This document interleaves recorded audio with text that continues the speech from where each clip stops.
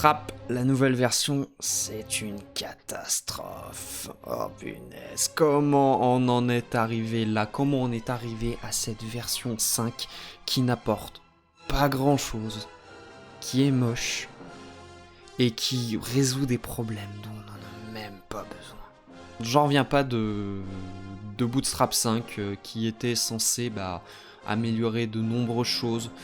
Franchement, vous me l'auriez dit, la version 4 était déjà pas terrible. Et la version 5, elle est dans la même lancée.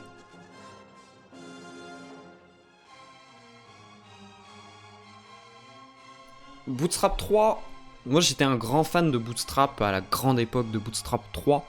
Quand ils ont sorti Bootstrap 4, bon, j'ai regardé ça d'un œil. Bon, ok, ça apporte quelques fonctionnalités en plus, mais moi j'ai pas vu la différence. Et là, Bootstrap 5, c'est le même que Bootstrap 4 avec quelques modifications, oui, quelques améliorations techniques qui sont bienvenues.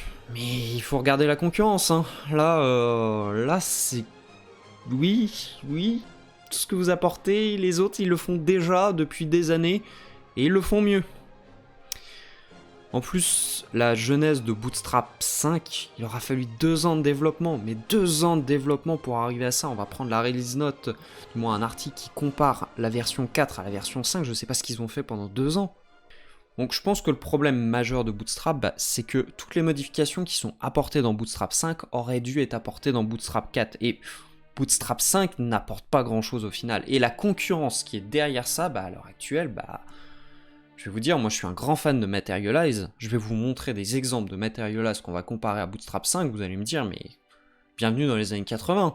Au point de vue des modifications, ce tableau résume très bien les modifications qu'il y a eu.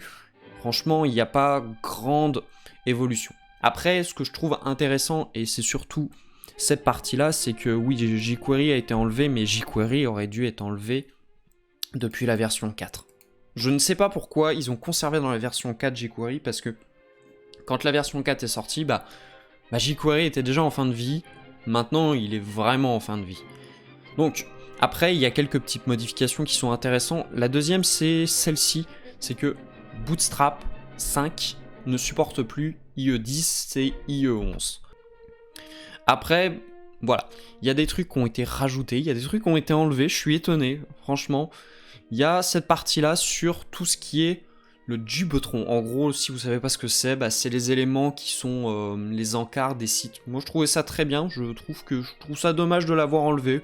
Mais d'un autre côté, il faut pas 20 minutes pour faire le même composant.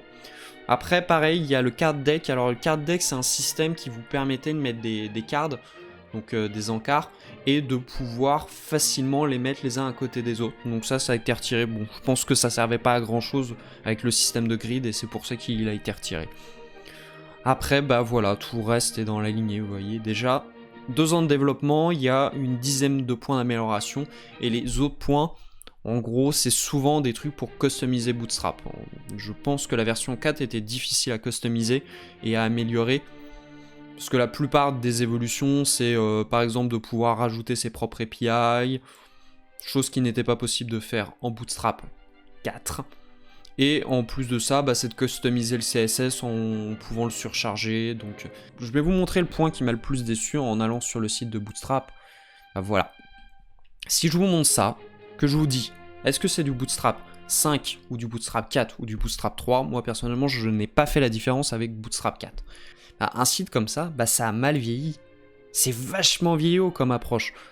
Moi qui ai l'habitude maintenant d'utiliser du Material Design, donc principalement, moi j'ai une bibliothèque que j'adore, je suis vraiment fan de cette bibliothèque, c'est Vuetify. Voilà, ça c'est un composant de base de Vuetify, et c'est l'ancienne version de Vuetify, c'est pas la nouvelle. Donc là vous vous dites, ça c'est une ancienne version de Vuetify, ça c'est la nouvelle version de Bootstrap. En fait, ouais, ok, pourquoi pas ? Voilà, et si on regarde tous les exemples qui sont fournis par Bootstrap, c'est moche. C'est clairement moche. C'est clairement très très moche. C'était bien en 2010, mais en 2020... ça c'est pas mal. On leur donne un petit point, ça c'est pas mal, mais...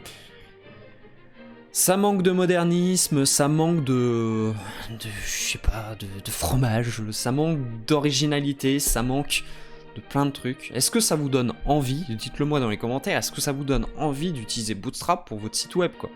Non, non, non, je préfère un truc bien plus moderne, avec des couleurs, avec des trucs plus fins, plus dans la légèreté, bah dans le matériel design, quoi. À la limite, voilà, ça c'est l'interface qui est dans tous les Android. Bah, c'est beaucoup plus fin, c'est beaucoup plus raffiné, c'est plus moderne. Là, Bootstrap, bah non, non. Bah Bootstrap, c'est ce qu'il y avait il y a quelques années.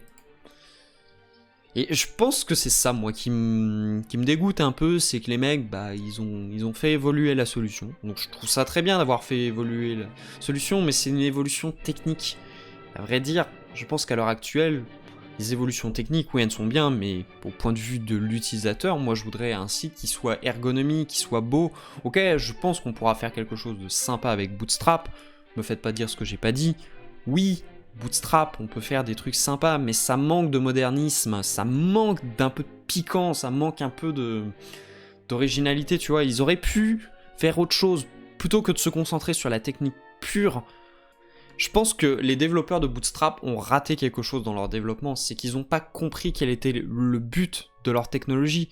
C'est que moi, j'utilise Bootstrap parce que c'est une bibliothèque de composants, parce que je vais pouvoir aller plus vite, j'ai pas besoin de me repalucher, de customiser les boutons, j'ai pas besoin, si j'ai envie d'un calendrier, ben je peux avoir mon calendrier tout de suite. Ça, je peux le faire en Vuetify, je peux le faire avec les concurrents de Bootstrap. Là, oui, je me retrouve avec des composants de base, auxquels on m'en a enlevé certains que les autres n'ont déjà plus. Et à côté de ça, bah, je veux que ça soit beau. Sinon, je le ferais moi-même. Ça serait...